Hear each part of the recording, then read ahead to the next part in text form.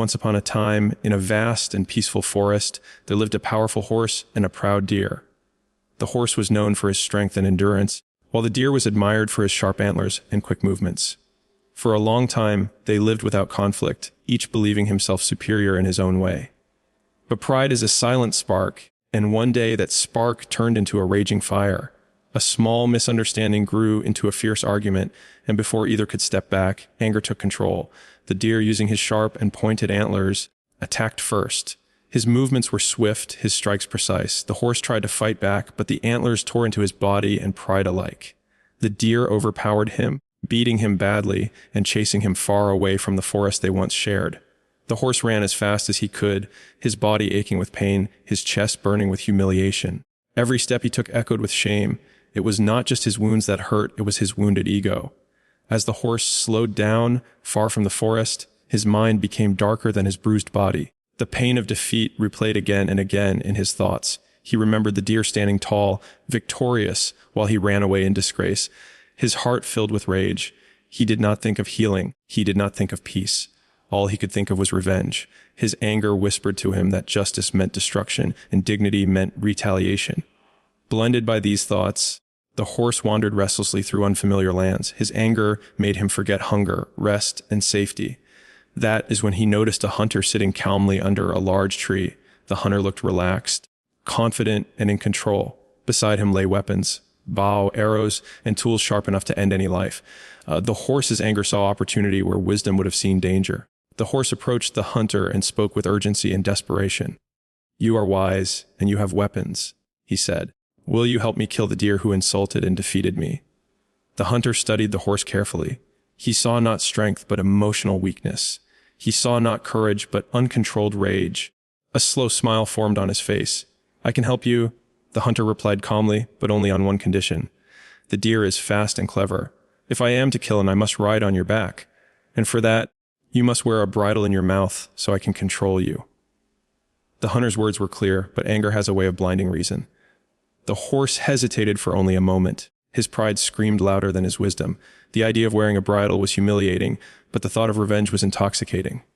"I agree," the horse said angrily. Just kill the deer. In that moment, he did not realize that he was not making a temporary compromise. He was surrendering his freedom. Without delay, the hunter placed the bridle into the horse's mouth and climbed onto his back. The horse felt uncomfortable, but he ignored the feeling. Together, they rushed toward the forest. The hunter directed the horse, pulling the reins, guiding every step. The horse ran with all his strength, chasing the deer relentlessly. The deer tried to escape, but fatigue slowly overtook him. At the right moment, the hunter raised his bow and released an arrow.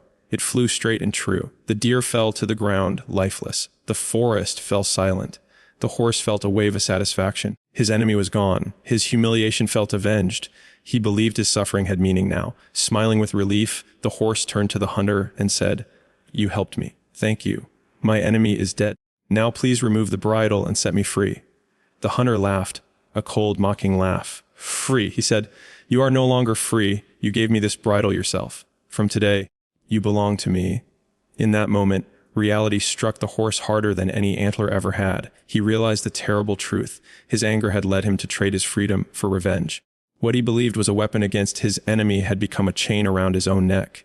The bridle he accepted willingly now symbolized his permanent captivity. The horse lowered his head in shame. He understood too late that anger is the most dangerous enemy a person can have. It does not come from outside, it grows within. It whispers lies, promises relief, and demands sacrifices. When revenge controls the heart, wisdom quietly leaves the mind. Many people, just like the horse, make decisions in moments of emotional weakness. They surrender their peace, dignity, relationships, and future just to satisfy a brief moment of anger. What feels like power and rage often turns into lifelong regret. The chains people wear are often not forced upon them. They are chosen in anger, fear, and pride. An enemy may hurt you once, but anger has the power to destroy you again and again. Anger does not seek justice, it seeks control. It convinces people that harming others will heal their wounds, but in reality, it only deepens them. True strength is not in revenge, but in restraint. True victory is not defeating others, But mastering oneself, pause before reacting, think before deciding. One wrong decision taken in anger can cost you everything you worked a lifetime to protect: your freedom, your self-respect, and your peace. Anger feels temporary, but its consequences can be permanent. Before you scroll away, pause for a second. Ask yourself honestly, do you believe anger has ever taken away someone's freedom? If yes, comment yes. If no, comment no, because sometimes the greatest prison has no walls, only choices made in anger.